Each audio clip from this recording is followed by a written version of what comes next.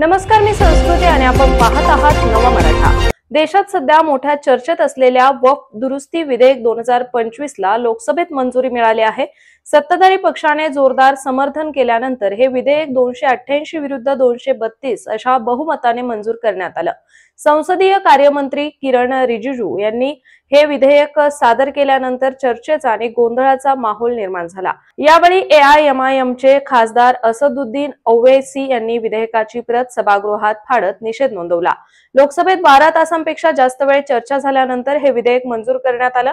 आता हे विधेयक आज राज्यसभेत सादर होणार असून तिथेही जोरदार चर्चा आणि राजकीय संघर्ष होण्याची शक्यता आहे। सत्ताधारी पक्षाने राज्यसभेत बहुमत नसल्यामुळे ही एक अग्निपरीक्षा ठरणार आहे। तर आता आपण पाहूयात वक्फ विधेयकात काय बदल करण्यात आले। गैरमुस्लिम सदस्यांचा समावेश अनिवार्य।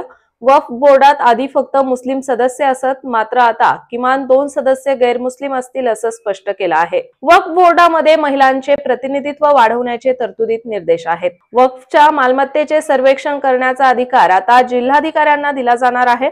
हायकोर्टात आव्हान देण्याची मुभा। यापूर्वी वक्फ ट्रिब्युनलचा निर्णय अंतिम मानला जात होता, आता या निर्णयाला हायकोर्टात आव्हान देता येणार आहे।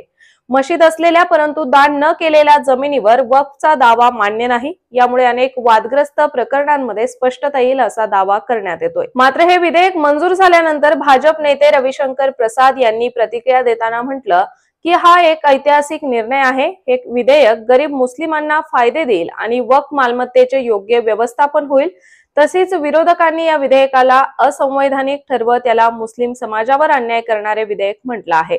तर अशाच माहितीपूर्ण बातम्यांसाठी चॅनलला सबस्क्राइब नक्की करा।